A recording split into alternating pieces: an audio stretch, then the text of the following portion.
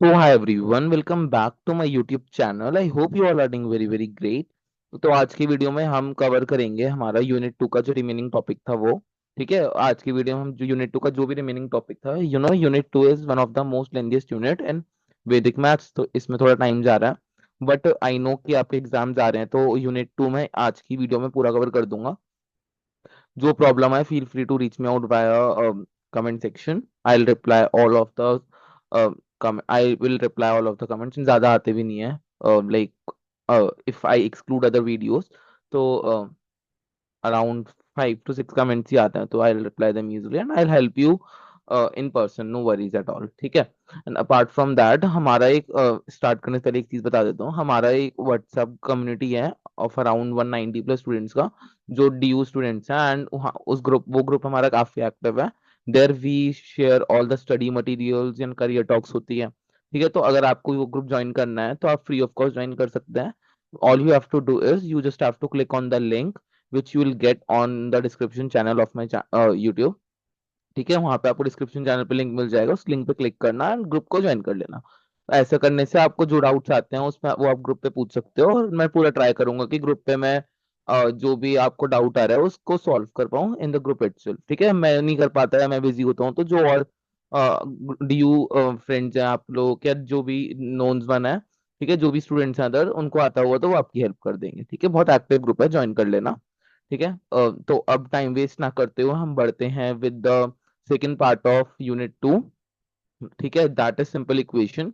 ठीक है, इसमें हम सेवरल टाइप्स ऑफ इक्वेशंस देखेंगे जिसको हम सॉल्व कर सकते हैं with the aid of beautiful special सूत्रा। मतलब कि बस वो जो प्यारा सा सूत्र है, वो स्पेशल सूत्रा को हमें क्या करना है, बस देखना है, और देखते ही तुम लोग क्या कर सकते हो, देखते ही आंसर निकाल सकते हो। You don't even need a pen and pencil for that, for most of the reason. ठीक है, for most of the question आप बस देखा देखी में क्वेश्चन को सॉल्व कर लोगे विद दिस स्पेशल सूत्रा।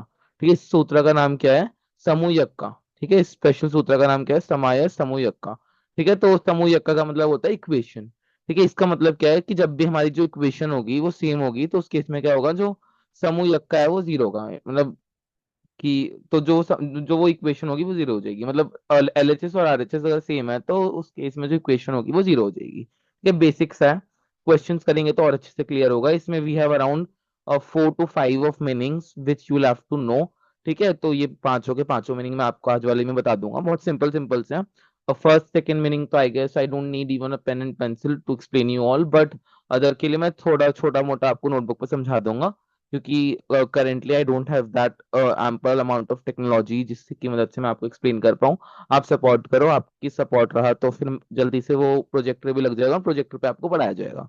ठीक है, तो अभी फिलहाल के लिए अपने छोटे मोटे सिस्टम से काम चलाते हैं, दैट इज कि जो मेरा लैपटॉप है, माइक है एंड राइटिंग पैड है, उसकी मदद से पढ़ाता हूँ। ठीक है, तो फर्स्ट मीनिंग एंड एप्लीकेशन सबसे बात करते हैं, पहले मीनिंग एंड एप्लीकेशन की। राइट, तो इसमें हमारा क्या होता है, फर्स्ट मीनिंग एंड एप्लीकेशन क्या कहता है, इसमें कहता है कि जो कॉमन फैक्टर्स होते हैं, अगर हमारे कॉमन फैक्टर्स सेम है, उस केस में हमें क्या करना है, इसको सॉल्व करने का इजी तरीका होता है। जो कॉमन फैक्टर है वो क्या है, वो समूहक का है। ठीक है, फैक्टर्स क्या होते हैं, समूहक का होता है। तो अगर दोनों का समूहक का सेम है, दोनों का फैक्टर सेम है, LHS और RHS का, तो उस केस में हम क्या मान लेंगे, कॉमन फैक्टर को जीरो से इक्वेट कर देंगे। राइट, ठीक है, इसको हम किससे इक्वेट कर देंगे, जीरो से इक्वेट कर देंगे अगर हमारा समूहक का सेम है तो। ओके, तो ठीक है, एक समूहक का सेम होता है x+1 इक्वल्स टू जीरो, और x किसके इक्वल हो जाएगा, -1 के। ठीक है, x की वैल्यू से निकालिए। सपोज एक क्वेश्चन और मैं देता हूँ आपको। ठीक है, एक बार इसे नोट डाउन कर लेना आप। वेट,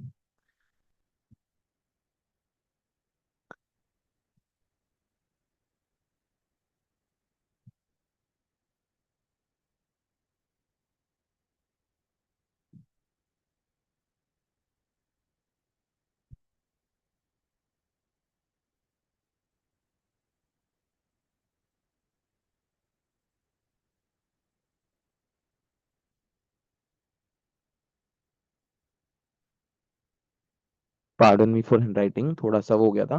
ठीक है, तो ये क्या है, 8x+9 is equal to 7x+9। इसमें भी क्या देखोगे आप, वो दोनों के कॉमन फैक्टर सेम है, तो x की वैल्यू क्या निकल जाएगी, डायरेक्ट निकल जाएगी। That will be x+9 equal to zero. इधर प्लस हो रहा है तो उधर क्या हो जाएगा माइनस, तो x की वैल्यू क्या निकल जाएगी डायरेक्ट, -9। राइट, ठीक है, ये ऐसे कर लोगे आप सॉल्व। अब हम बढ़ते हैं उसमें सेकंड मीनिंग्स एंड एप्लीकेशन पे।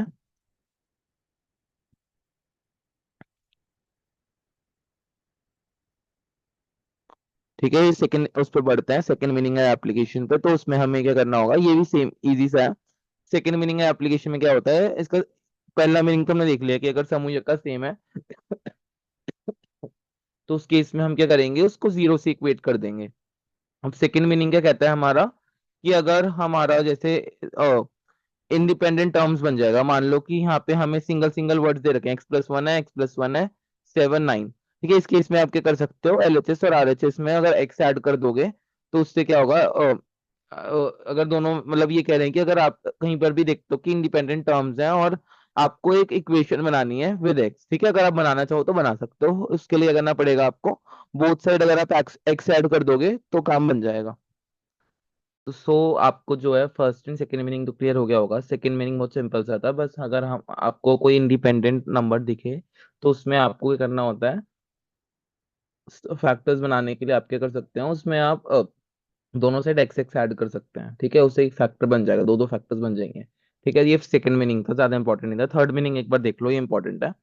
तो थर्ड मीनिंग हमारा क्या कहता है कि जो समूहक का होता है, इक्वेशन होता है, थर्डली मींस कि अगर उनका न्यूमरेटर सेम है। सी अगर न्यूमरेटर हमारा सेम है उस केस में क्या होगा हमारा, जब भी न्यूमरेटर सेम है उस केस में हम जो डिनोमिनेटर होता है, वे हाँ, तो जब भी आपका जो न्यूमरेटर है अगर वो सेम है, सी यहाँ पे 1, यहाँ पे भी 1, न्यूमरेटर दोनों जगह सेम है, अगर कभी भी न्यूमरेटर सेम हो जाए उस केस में क्या होता है, उसमें आप डिनोमिनेटर को प्लस कर सकते हो। ठीक है, डिनोमिनेटर्स को प्लस कर सकते हो और उन दोनों का जो सम होगा वो किसके इक्वल आएगा, 0 के। ठीक है, तो वही करा हमने, 2x+3x क्या हो गया, 5x, और -1 - 1 - 2, 5x - 2 इज इक्वल्स टू 0। तो x इक्वल्स टू किसके हो जाएगा, 2/5 के, 5x इज इक्वल्स टू 2 और x इक्वल्स टू 2/5।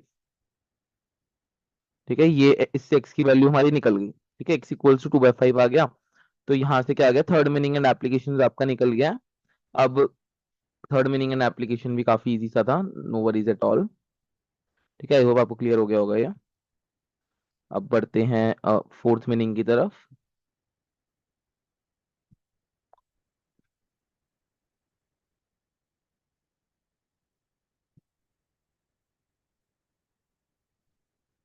ठीक है, फोर्थ मीनिंग हो गया, सॉरी थर्ड मीनिंग हमारा हो गया है।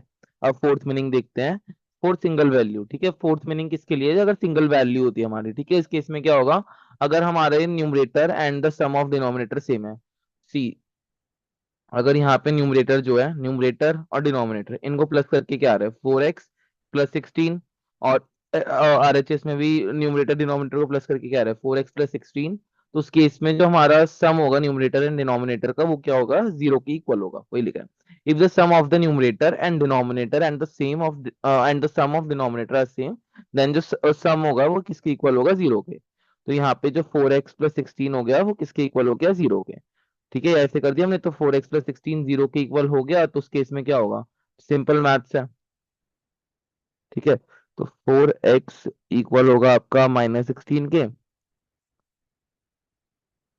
x इक्वल हो जाएगा -4 के। ठीक है, इन इन टेक्निक्स को आप याद रखना, इनको भूलना मत, मतलब एग्जाम के बाद भी याद रखना कि इन मीनिंग्स को, इनका फ्यूचर में भी बहुत रेलेवेंस है। मतलब अगर आप अपने कोई एप्टीट्यूड एग्जाम्स की तैयारी करते हो तो उसमें भी ये जो ट्रिक्स होती हैं वो बहुत हेल्प करेंगी आपकी, क्योंकि उसमें आपको जल्दी जल्दी आंसर देना होता है, इसमें भी आप सीधा आंख को देखा देखी में क्वेश्चन को सॉल्व कर दोगे। ठीक है, काफी हेल्पफुल हो जाता है ये।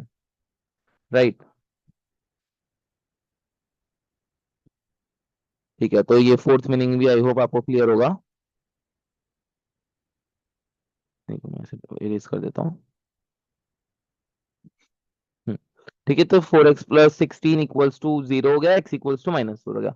अब फोर्थ मीनिंग में ही मैं आपको एक और एग्जांपल करके दिखाता हूँ, उससे आपको और क्लियर हो जाएगा। वेट, मैं दिखाता हूँ। उसके लिए हम चलते हैं नोटबुक पे एक बार। गाइस, जैसे आपने देखा इसमें कि हमने देखा था कि अगर सम ऑफ न्यूमरेटर डिनोमिनेटर हमारा सेम आता है तो उस केस में हमारा जो इक्वेशन होगा वो इक्वल्स टू जीरो हो जाएगा, मतलब जो उनका सम होगा वो जीरो इक्वल हो जाएगा, राइट। तो उसमें इक्वेशन क्या थी हमारी, उसमें हमारी इक्वेशन थी something like this,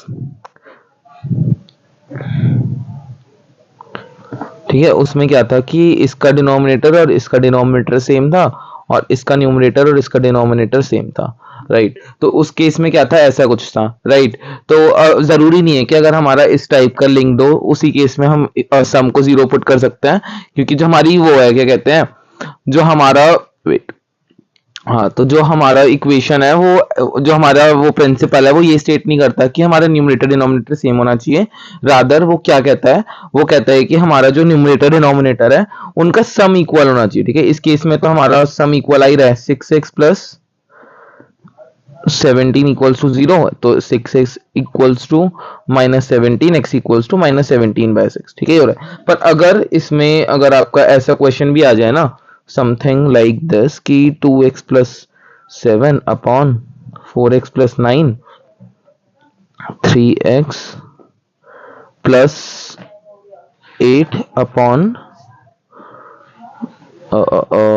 let's say 3x plus 9, ठीक है। अगर हम ये इक्वेशन भी है तो इसमें भी सम देखो, न्यूमरेटर एंड डिनोमिनेटर का, न्यूमरेटर एंड डिनोमिनेटर का सम हमारा क्या हो रहा है, 6x 17, ठीक है। अगेन वही कोइंसिडेंटली सेम आ गया, ठीक है। तो 2x plus 7 upon 4x plus 9, 3x plus 8 upon 3x plus 9, तो 6x प्लस 17 आ गया। इसका भी LHS कितना हो गया, इतना, और RHS भी कितना हो गया, 6x प्लस 17, ठीक है। कभी भी ऐसा कोई क्वेश्चन देखिए आपको जिसमें आपका LHS और RHS हमारा क्या आ रहा है, ठीक है, जो LHS और RHS का सम न्यूमरेटर डिनोमिनेटर का सेम आ रहा है, तो उस केस में हम क्या करेंगे, इसको हम जीरो के इक्वेट कर देंगे, ठीक है। तो 6x equal to minus 17, x equals to -17/6, ठीक है। एक्स की वैल्यू निकल जाएगी, ठीक है। एक्स की वैल्यू की अब ऐसा कब कर सकते हैं, जब भी आपका फोर्थ प्रिंसिपल ये कहता है, जब भी आपका न्यूमरेटर डिनोमिनेटर का सम LHS और RHS का सेम होए, तो उस केस में आप ये चीज कर सकते हैं, राइट, ठीक है। ये हो गया हमारा। अब हम बढ़ते हैं fifth and one of the most important meaning की तरफ, ठीक है। तो हमारा फोर्थ एप्लीके मीनिंग हो चुका है, मीनिंग एंड एप्लीकेशन। हम अब फिफ्थ मीनिंग एंड एप्लीकेशन की बात करते हैं। तो उस केस में क्या होगा कि अगर मान लो आपका numerator plus denominator same by chance नहीं है, बट आपका जो न्यूमरेटर है और LHS का न्यूमरेटर है और RHS का न्यूमरेटर है, ठीक है। अगर आपका LHS और RHS का न्यूमरेटर बाय एनी चांस आपका, वेट, ठीक है, बाय एनी चांस आपका LHS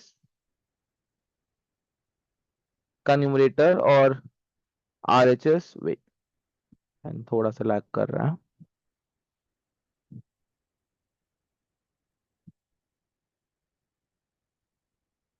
ठीक है। LHS और RHS का अगर numerator N1 plus N2 equals to 8x plus 10 आ रहा है, मतलब अगर न्यूमरेटर LHS और RHS का और डिनोमिनेटर LHS और RHS का दोनों का सम इक्वल आ रहा है, तो उस केस में भी हम क्या कर सकते हैं, जो इक्वल सम आ रहा है उसको हम जीरो की इक्वेट कर सकते हैं, उससे हमारा जो वैल्यू होगा x का इजीली निकल जाएगा, ठीक है। ये भी बहुत इजी है। ऐसे देखने में आपको इक्वेशन बहुत कॉम्प्लिकेटेड लग रही होगी, इसमें आपको क्रॉस मल्टीप्लाई करना पड़ेगा, फिर क्वाड्रेटिक इक्वेशन बनेगी, उसके बाद सॉल्व करोगे, पर ये बहुत इजी पड़ जाता है, ठीक है। इसमें आपको क्या करना है, डायरेक्ट आपने देखा कि न्यूमरेटर का सम और डिनोमिनेटर का सम क्या है, इक्वल आ रहा है, तो उस केस में आप क्या करोगे, और न्यूमरेटर और तो जो इक्वल सम आ रहा है आपका, उसको आप जीरो के इक्वेट कर दोगे और एक्स की वैल्यू डायरेक्ट निकल जाएगी। हद इजी है, ठीक है। ये आपको आपके कैट के लिए, गवर्नमेंट जॉब प्रिपरेशन के लिए भी बहुत हेल्प करेगा वैदिक मैथ। तो अच्छे से वीडियो को देखना, डाउट आया तो मेरे से दोबारा पूछ लेना, ठीक है। मैं इसलिए आपको concisely, like, even there is a lot of thing which for which we need technology, but still मैं आपको अपने तरफ से बेस्ट तरीके से समझाने की कोशिश कर रहा हूँ, पर डाउट है तो feel free to reach me out, ठीक है। तो इससे आपका क्या होगा, फिफ्थ मीनिंग में क्या होगा आपका, अगर आपको एक्स की वैल्यू निकालनी है तो और अगर क्वाड्रेटिक आपको दिख रहा है कि क्वाड्रेटिक इक्वेशन बन रही है हमारी, तो उस केस में क्या करोगे आप, न्यूमरेटर 1 प्लस न्यूमरेटर 2 और डिनोमिनेटर 1 और डिनोमिनेटर 2, इन दोनों का सम करके देखोगे, अगर सम इक्वल आ रहा है तो उस केस में आप क्या करोगे, एक्स की वैल्यू को निकाल लोगे जो इक्वल सम आया उससे, राइट, ठीक है। कोई डाउट हो तो मुझे बता देना, मैं एक बार आपको मेरे से आप कनेक्ट कर लेना व्हाट्सएप ग्रुप पे, मैं आपको समझा दूंगा, मतलब लाइक पर्सनली समझा दूंगा, नो वरीज एट ऑल, ठीक है। तो ये हो गया हमारा फिफ्थ एप्लीकेशन। अब बढ़ते हैं सिक्स्थ मीनिंग एंड एप्लीकेशन की तरफ।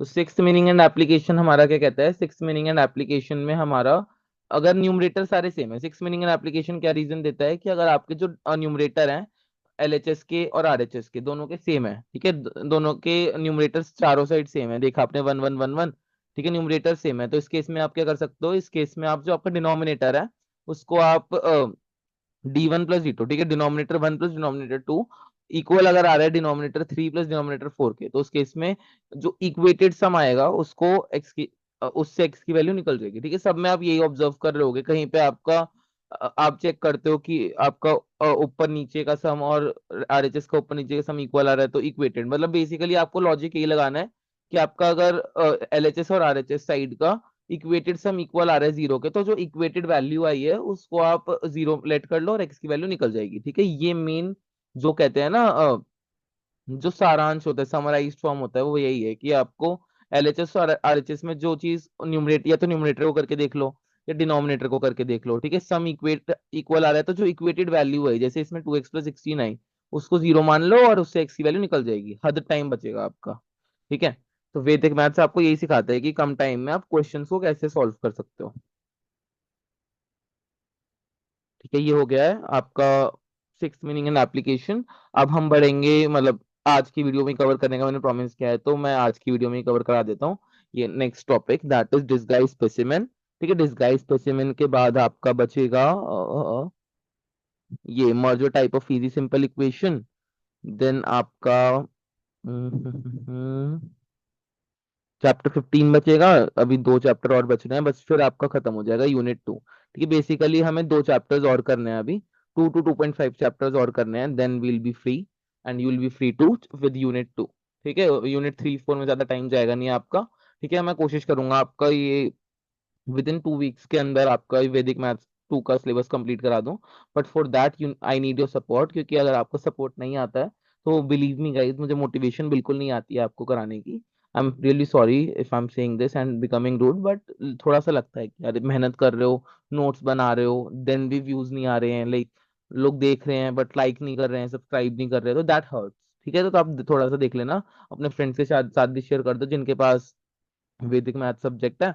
अब मैं इसके बाद वैदिक मैथ्स 1 की वीडियो लाऊंगा and after that I have planned one of the best thing for you, जिससे आई गेस मैं थोड़ा सा तो पॉपुलर हो जाऊंगा और साथ साथ आपकी आपके लिए एक ट्रेमेंडस वैल्यू ऐड करेगा, मतलब कि आप ये एक हिंट देता हूँ, इसमें आपको क्या होगा कि इसमें आप बीइंग अ कॉलेज स्टूडेंट होके भी आप एक डिसेंट अपना जो होता है ना खर्चा निकाल सकते हो, और कॉलेज में भी डिसेंट आपका नाम वाम भी बन जाएगा उस वो करने से, ठीक है। मैं आपको डिटेल में उसके बारे में बताऊंगा आफ्टर कंप्लीटिंग वैदिक मैथ्स 1, और एक बीएससी सब्जेक्ट और कर लेंगे कवर, उसके बाद वील डू दिस, ठीक है।